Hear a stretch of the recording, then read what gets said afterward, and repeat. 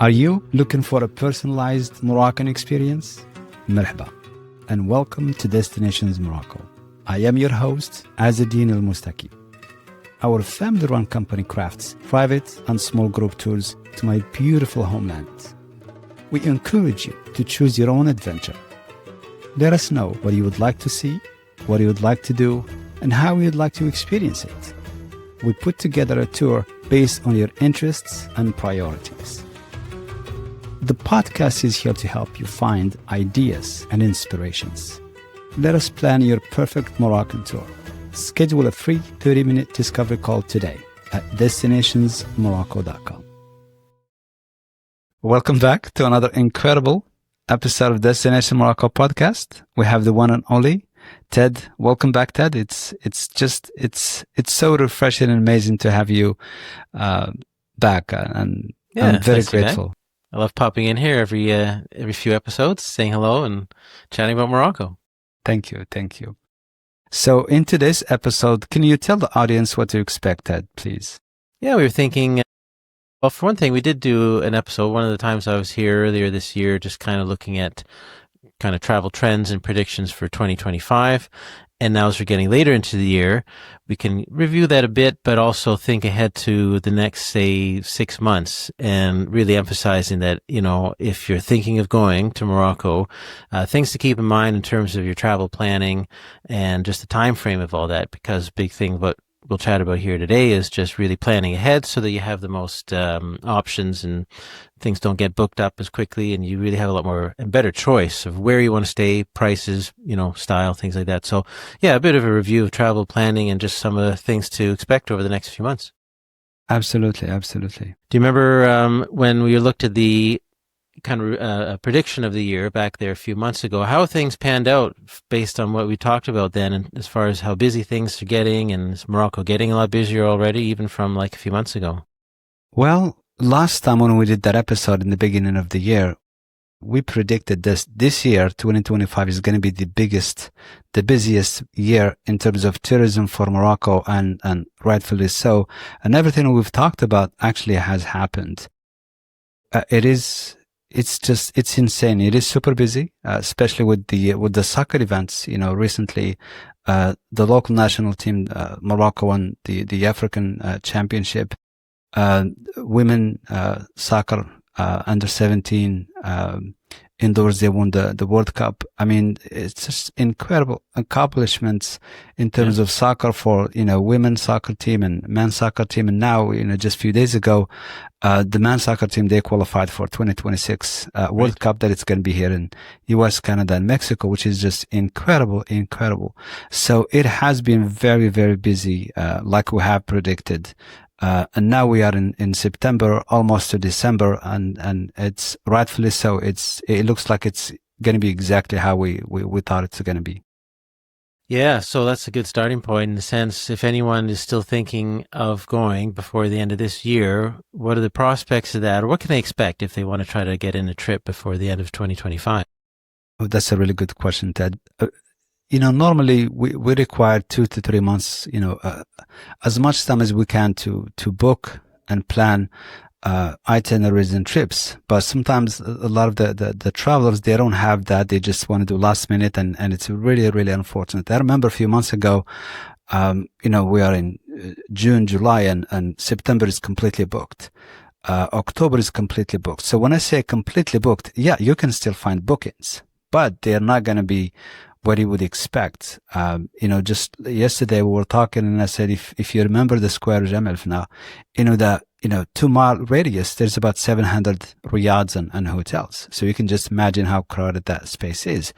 And then when we say it's booked, basically the city is pretty booked. So if you need to book anything, you find something to book, it's going to be a little bit far from the square or from the center of the city or downtown, if you would. That's where you find availability, and then, move with, caution. That's what I always say. So September is completely booked. October is completely booked. November, there's still about 10% availability. So it is pretty busy. Of it is just the nature of riads. I mean, they're original old family homes, so the capacity is 3 or 4 couples kind of thing. Usually they've got 3 or 4 rooms. So 700 riyals, whatever it is, sounds like a lot, but really the overall room capacity isn't all that high, because you don't get, if I remember, you don't get a lot of big hotels kind of thing close to the city center, especially Marrakesh. They're further out. Yeah, I totally agree. So that's, again, the difference between the riads and hotels. Hotels definitely they have more rooms, more availability, but the riads still have that experience that you cannot find anywhere else. And also riads only exist in Morocco. So, but then the capacity, because most of them are family owned and they are small. You'll see maybe, 3 rooms, 4 rooms, 7 rooms. Right. So, yes. Yeah. So that's just it. I mean, yeah, if you're going to Morocco, do absolutely everything you can to stay in Riyadh. It's a wonderful experience. It's such a unique experience. There's some pictures on your wall I can see behind you. Yes. Yes. The nice little courtyards, yes. Right, and the fountains and benches. The one we stayed at, that's right, in Marrakesh, even had a little swimming pool right in the middle of the courtyard. It was small, but you could jump in it. It was fun. So there's nothing else like it. It's really neat. It is very neat indeed. Yeah. So I've heard you say before, certainly, that once you get into the end of the year and Christmas, New Year's, it's like the busiest time of all in Morocco, because it's not just tourists, but families coming back and, on vacation and things like that. So that's a particularly busy time for sure. It is. When we look at the Christmas time, people, they say, oh, Morocco is a Muslim country, but you haven't been in Morocco at that time. But if you have, you'll see how crazy it is. It's just, it's insane. So, and again, this year, it's a little different because it's much, much busier. Just to give the audience an idea, especially when we talk about Marrakesh has been a hot destination for quite a bit, and it has been ranking for the last decade, top 3 to top 5 destinations to visit. So in Christmas time, New Year's, people from Casablanca, they go during that time to Marrakesh, and they want to stay in hotels. They want to stay in Riyadh. Same thing. People from Rabat, from all over, they flock to Marrakesh around, the last 2 weeks of December. In particular, it's Marrakesh. Oh, absolutely. Yeah. Yes. Marrakesh. Yes. So, and then with the soccer events, you just don't have, it's not just the clubs that are participating in the event, but it's the media, and they go in and they just book the whole, hotel or half of it, and they have the staff, they have, it just makes it very, very difficult. Then also, if you remember, when we talk about booking in December, Ted, we always say that, a lot of places, they don't want you to book just one night. Mm-hmm. Some, they'll have a restriction of booking minimum of 3 nights, maybe 4 nights even. And this goes for the luxury. If we're talking Four Seasons, if we're talking, Royal Mansour, if we're talking, luxury brands, then also just regular Riyadhs, because supply and demand. Then in places, for example, in New Year's Eve, for example, they may be cover charge to go to places, even restaurants. Some of them might charge you to go in, because of that celebration at the end of dinner. Hotels, they have nightclubs, and it's expected as well. So it's just, it's a different time, especially the last 10 days, if you would, in December for Christmas and New Year's Eve. Mm-hmm. Well, are there any options if you did want to go to Morocco over the holidays, and if we're talking, from North America or Europe, and that's when you have some vacation holiday time, right? And let's say, you do want to try to go. Well, are there any parts of the country that might be a little quieter if people are flocking to Marrakesh, perhaps some of the other cities, but where they can still go to avoid the crowds? Now, you may not be able to see Marrakesh, or maybe just kind of pass through, but are there any other options if that's your time window to travel? That's a really good question. Absolutely. You can, the best part I would say to visit, is going to be the southern part of Morocco. So keep in mind, when we talk about Marrakesh, right next to it is Fes. It's the same thing. Fes is it's just as incredible, and it's as busy. And those 2 destinations are always the ones that get really booked first, Marrakesh and then Fes. So you will have difficulties finding accommodation in those cities, but also you can still find something. It's just going to be a little bit of a drive if you don't mind. Then you'll just enjoy the festivities, enjoy, Christmas time, New Year's Eve, and the celebration.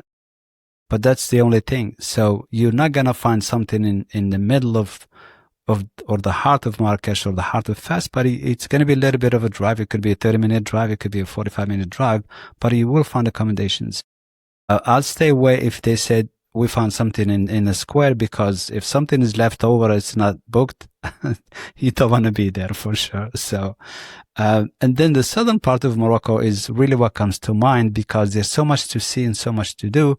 And, Christmas and New Year's Eve, they are not as a big of a deal in those parts of the country as, in a very popular city, Fes, Marrakesh, Casablanca, and the other major cities. So that's a good opportunity to go, for example, to Merzouga and that's what I was thinking. What if you went to Morocco over the Christmas holidays and went out to Merzouga Desert, which is a trek, of course, in itself, right? It takes a few days to get there, have some time there, get back to Marrakesh or wherever. But that might be a good window.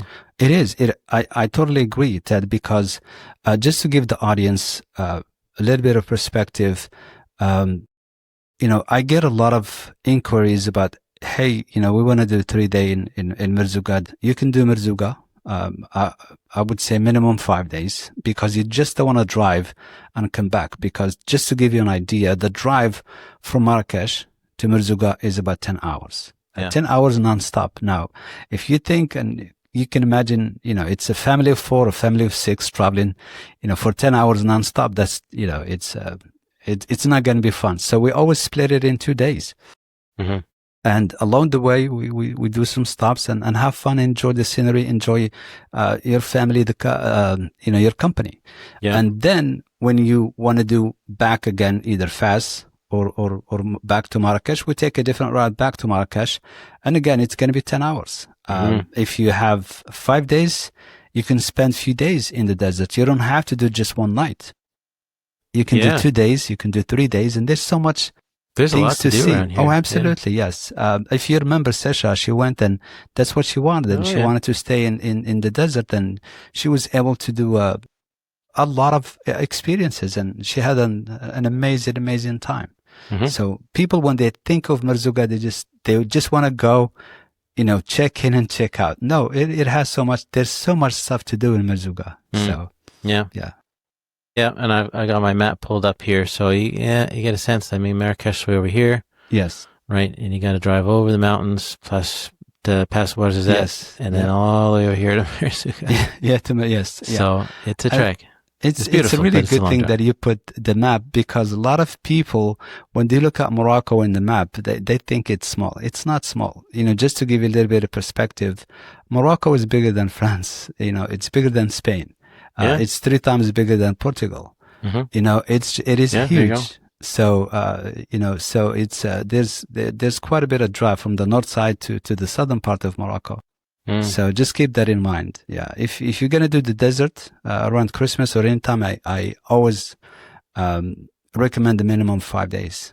If you add a couple more days, it'll give you an opportunity to see Marrakesh as well. So, yeah. Mm-hmm. Right. And then we're talking about the holidays, which is particularly busy this year because the Africa Cup of Nations. Yes, that's right. Which, again, football fans know who that is, and soccer fans, but it's like the equivalent of the Euro tournament, right, in Europe, or yes. I don't know, what's the one? Copa América, South America. It's the continental nation championship, and that's in Africa, in Morocco this year. Yes. So it's a big deal, but it is. It's a massive deal, and we're hosting it for 2025, and we're hosting another event, I believe 2029. Then we're hosting the World Cup in 2023 with Spain and Portugal. Yeah, so you can just right? Yeah, 2030. Yeah, so it's gonna be. It's just, you can just imagine. When those years come, it's going to be just a copy paste of 2025, and even bigger. So just plan accordingly and plan ahead. And normally, this is a really good point, that normally January is a very quiet month, but this year it's going to be different. January 2026 is going to be very busy as well. So the extension of what we have in December is going to go all the way to January, and then it's going to go back to normal in February.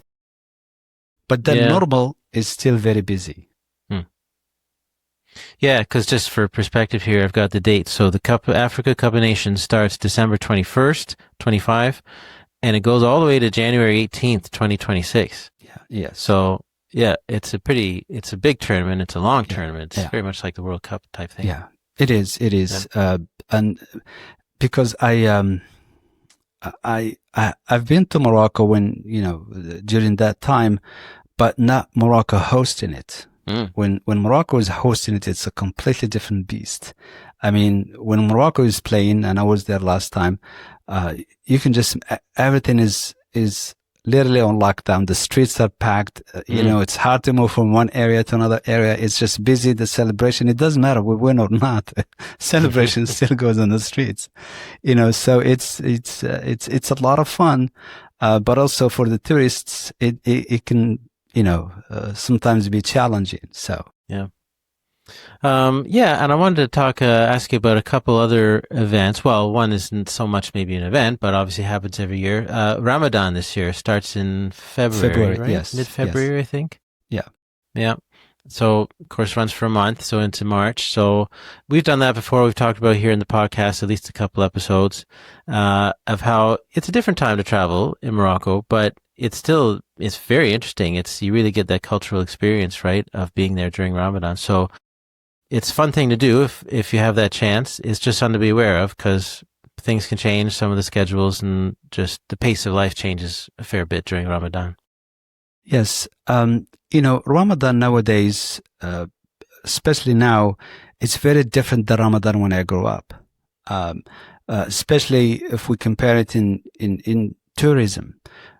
Back then, it was very quiet. There were still tourists. I still remember tourists. The cafes, they close, they start, opening around 5 p.m. But nowadays, it's very different. Literally, almost everywhere is open. The hotels, the riads are everywhere they are open. Alcohol is not served, but everybody's open. It's a little bit different than regular days, but it's also an immersive experience. I remember back 3 years ago or so, we had a family from New Zealand. They wanted to visit Morocco during Ramadan because they wanted to experience that. And what we did is, I remember they were staying in Riyadh Fas because we picked them up from Tangier. They came from Spain. Then they had the breakfast, which is around sundown. And it was amazing. The food, the table was just, it was just packed, so, it was incredible. Then we did, again, another iftar, which is, around, it's served around dinner time, regular, outside Ramadan, in a restaurant. And again, their experience was very unique, very beautiful, and they loved it. There are places where, it's going to be different and they may not be open during lunch and stuff, but there are other options and other places that are open during that time as well. So, Okay. but it's a really unique experience. And if you can, I highly recommend it because a lot of people, they just, don't go, and they're closed and this, but I definitely recommend it. And I remember we did a couple episodes. The first one, it was a solo episode, and the one that we did a year or so ago with the Hiba, it was very informative, and it's Yeah. it was really good. Gives you a good sense of what it's like there. And some of the Absolutely. logistics, right? Like you're talking about when things are open and what to expect. Yes. So I do have the dates here. Ramadan 2026 starts the evening of Tuesday, February 17th till Thursday, March 19th. Yes. And normally, because it's a lunar year, it's sometimes the month is 29 days, and 30 days max. And basically it goes backwards every year, 11 days, if you would. So, yeah. Yeah. All right. So yeah, I'll keep that in mind. And then I want to ask you another thing about the Rose Festival, which is in southern Morocco. I'll pull out my map here. Yeah. But can you tell us a bit about what that's like? Yes, the Rose Festival, this is a very, very popular festival, especially with the locals, especially in the women community. It has a lot to do with beauty, fertility, and there's a lot of, what do you call, women's cooperatives. Oh, yeah. They extract beauty product from the roses, and it really is a big deal. Every time we go into the southern part of Morocco, we make a stop. And I was very lucky to have stopped in different places. Everything you get there is very unique. Yeah. It's very organic, but there's a difference. There's the rose that it's purely Morocco. Then there's one that it's imported, some from, I believe, either Turkey or Iran, and the quality is not the same. They give you more, but the quality is not the same. So you really have to be very careful. And this is the good thing when you buy those products, and I have, and not for me, but Khadija did in the past. So when you buy those products, you want to make sure you buy them through a cooperative, and those cooperatives, most of them are women's.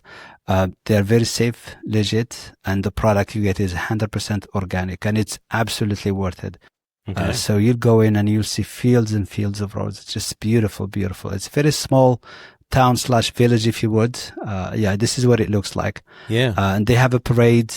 They have contestants. It's like a beauty pageant, if you would. So it's absolutely a must stop.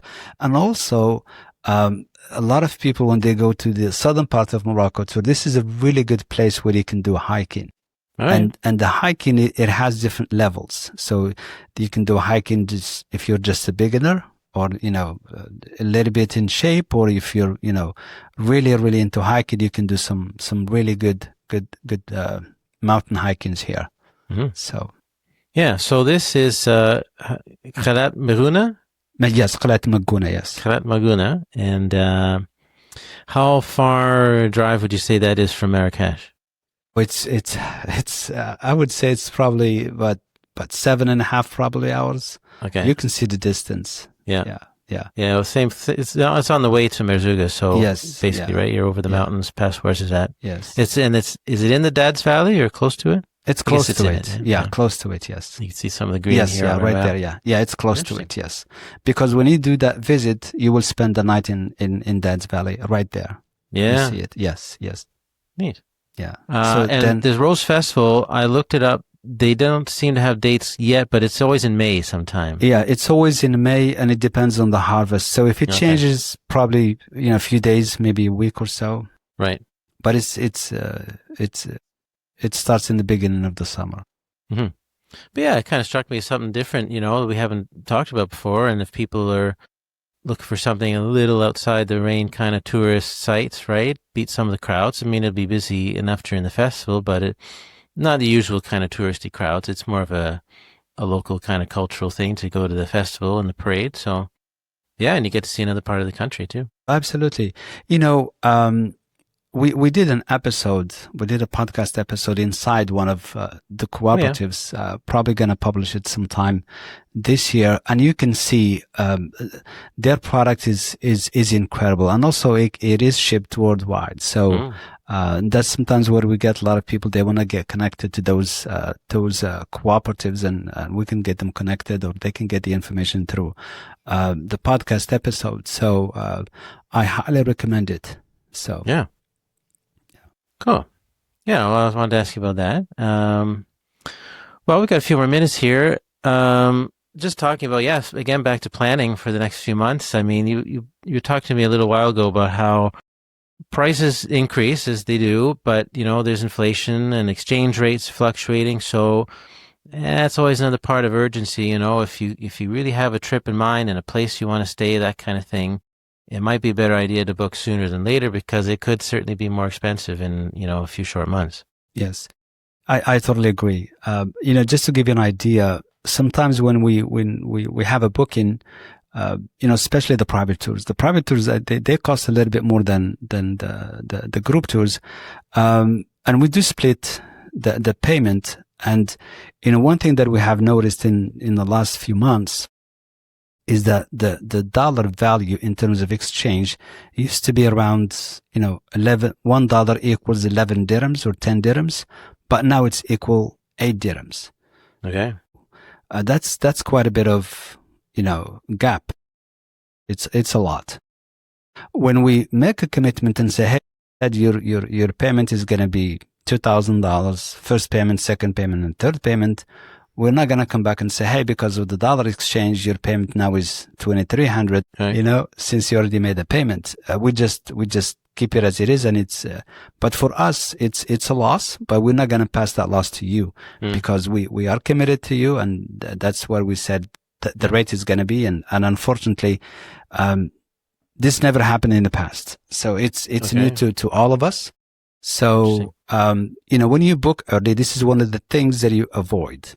That rate is guaranteed. The second thing is if we are in September, so normally with the suppliers and the accommodations, we get their new rate for the new year around October and November. So, and those, they will be effective January 1st, 2026. So when you book now, for example, in March, which we start seeing some bookings in March, April, and May, June for next year, which is really, really incredible, then the new rate does not apply to you. Yeah, that's right. So, and also when you look at in terms of the accommodations increase in terms of rate, it really varies from regular accommodations to luxury accommodations. And it's, for the most part, it's between 10 to 12% increase. Sometimes it can go all the way to 15% increase. So that's, just by booking in advance, you're saving quite a bit. Yep. And also we've had this in the past, we get bookings for, December 2025 and the rates are just, they're really, really high and there's nothing we can do. It's the Riyadh, the hotel, that's their rate, supply and demand. And we have to pass that to the client. So that's why in the regular seasons, I always recommend if you want to book December, start your homework and research in March. Yeah. So by May, by June, you should make that booking complete. Just to be on the safe side, you'll have the best choices, the best options, the best rate and everything. But then when you wait for the last minute, the value that you get, it's really not much for what you're paying. And I'm being just, Yeah, that's a good point. You're paying more and you're kind of getting less. Less. 100%. 100%. Yeah. Mm-hmm. Yeah, it all comes back to planning ahead of time as best you can. I mean, it's fun to do last minute trips and it's still possible, as I say. It's just less a choice perhaps and not quite the same value that you can count on. And the other thing too that you were mentioning was with a lot of these new flights, direct flights, right? Especially from North America to not just Casablanca, but Marrakesh, which does have quite an impressive airport. Well, that's great. It makes travel easier and there's more options. So therefore there's going to be, more demand. It's going to be busier and people just start to see things getting, much increased traffic over the next few months too. Absolutely. Just to add to what you have said, Ted, we have direct flights from Canada to Casablanca. We have direct flights from New York to Casablanca, from Washington, D.C. to Casablanca, direct flight from Miami to Casablanca. And there will be some flights probably within the next few years from Dallas directly to Casablanca. And also we have one, it started about a year ago, from New York to Marrakesh, actually. And that's the only flight to Marrakesh. Okay. And this is if you're flying from the US. So there you have more reasons to fly directly to Morocco versus going through Europe. Yeah. If you go into Europe, it's still good. But also, a lot of people, when they fly from Europe, it's much easier for them to get to Morocco. So why is this important? The reason why it's important because we need to know those dates or those times or, departing city, arriving city, because that's really, really what's going to help us create that itinerary for you. Because you can say, hey, I'm staying for 10 days and we can create an itinerary for you for 10 days. And then you say, hey, you know what? I'm arriving in Casablanca, but we started the itinerary in Fez. So we have to create a completely new itineraries. That's why it's important, not specific dates at first, but just say, hey, I'm arriving in Casablanca, departing for Marrakesh. So we can build it that way. And then when you book your flight, we can just make those minor changes and updates. Mm-hmm. So, yeah. Yeah. Okay. Yeah. Well, that's good. It's a good summary here. It's good timing to think about, travel planning and such for the next few months. It's an exciting time. I mean, it's funny to think that you and I were immersed in this all the time. We're talking about Morocco and stuff, but then, you just kind of see like more and more articles in, I don't know, CNN and places like this. So odds and ends, or of course the sporting events, things happening in Morocco, right? It's just more and more in the news and just kind of the popular culture, which is great to see. It's kind of funny, but it's neat. Absolutely. It's that the US is still kind of behind in terms of Morocco compared to Europe, and rightfully so, because of the location, because of the media, because of so many things. But I think once the US catches up, it's going to be even busier. There's a lot of Americans that go to Morocco. It's just the mass media, if you were, the people are still not up to date, or they don't know Morocco, the real Morocco, if you would. Mm-hmm. Well, if you want to get a few glimpses of the real Morocco, for everyone listening, but watching in particular. Now, everyone, if you've heard me a few times here on the show, you know that I very much vouch for audio podcasts. Like I absolutely believe that podcasts, you should listen to it, when you're in your car, going for a walk and stuff like that. That's great, and have a conversation. But every once in a while, we have episodes here that really emphasize the visual, because we've got some amazing video footage. So we've put out some of those that lasted a while. And if you haven't, if you're listening again, if you're watching this and you haven't checked it out, the last few episodes you see with Khalil, the tour guide there in Casablanca, and you see some beautiful images of the mosque there as he gives a tour. And then there's an episode at the camp in Merzouga, at one of these amazing luxury desert camps. And there's a food tour in Marrakesh too, where you go into different stalls and in around the souks, right, around the square. Yeah. We did one that was at the Argonaut cooperative over near Essaouira, and you see the Argan. And then also a bit earlier in this year, we did one with the rug cooperative as well, and you see these amazing rugs, right? But you learn history about it, and then of course you see the people there who are behind all this and get their stories. And so it's nice to have the visual side of things too from time to time. But if you're looking for more inspiration from Morocco, then that's where you'll find it, in these beautiful videos. So you'll see it there on the YouTube channel, Destination Morocco. Links are all in the show here. Yeah, and I guess it's a good summary for now. I'm sure I'll be back before too long, but it's an exciting time. Absolutely. I love it when you and I do episodes, because they're really unique, and it's incredible. I want to say something about those videos. We did them when we traveled back in 2023. We just had an idea. I wanted to do things different, and I know you and I have talked about this quite a bit, and we talked about other podcasts that, we take inspirations from and we look up to, so. Yeah, that's true. If you remember, we talked about the Earful podcast, and, I listened to Tower. Everyone listening, if you're curious about Paris, I like to plug that one too. It's a guy I met through podcasting. He talks about things to do in Paris, but it's a good example too. Yeah, it was the audio and video. Yeah. Absolutely. So we took that inspiration and said, hey, you know what? We can do this in Morocco with no experience, nothing. I'm not a camera person. I'm super shy. It took me a year just to get in front of the mic to talk in a podcast. So you can just imagine how frightening that is. But then, we did it. And the team did an amazing job, and we still have those videos. So even when I watched them myself, and I was like, I can't believe we've been there. I can't believe we've seen this. I can't believe we did this. So it really is beyond incredible. And we did that, that episode in Saffron restaurant in Marrakesh, and it was Matt, his sister Ali, and then her husband Eric. They are from Houston as well. And when I look at that video, it's just mind blowing to me. And how the restaurant management let us do everything we wanted to do at that restaurant. We set up the cameras, the mics, everything.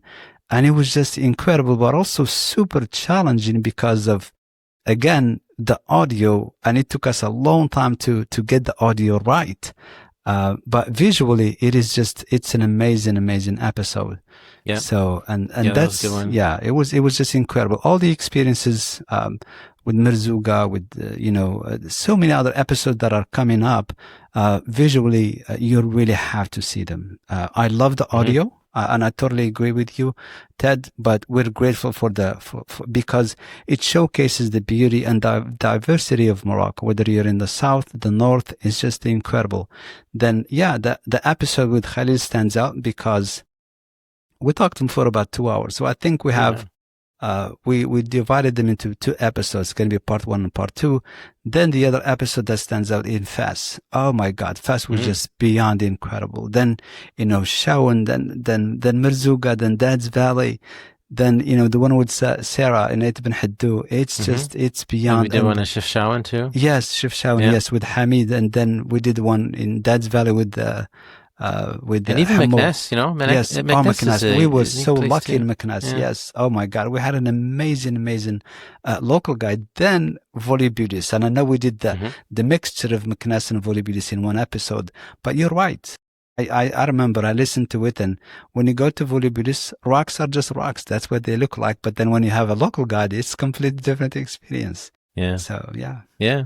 So, yeah, all these ones we're talking about, they're all in video form. So that's just it. You get the visual. It's such a visually stunning country, Thank you. The colors and the variety and the landscape. So Thank more you. inspiration for people to go. Absolutely. I mean, anytime's good, but try to squeeze in your trip when maybe it's not quite so busy, and then Yes. Yeah. you'll make the most of it for sure. Absolutely. Yeah. All right. Well, we'll be back again sometime soon and chat some more about Morocco, but it's been fun. Thank you so much. Thank you. Have an amazing day. Cheers. Thank you for joining me on Destination Morocco podcast today. I truly hope this episode brought you a little closer to the heart and soul of Morocco. And remember, the stories and sounds you hear on the podcast are just the beginning. If you're feeling inspired and ready to experience Morocco's incredible culture, breathtaking landscapes, and genuine hospitality firsthand, let Destinations Morocco create your unique, personalized journey. Visit destinationsmorocco.com to explore tour ideas, listen to past episodes, and most importantly, book your free discovery call today and start planning. Until next time, Bislama. Thank you and goodbye.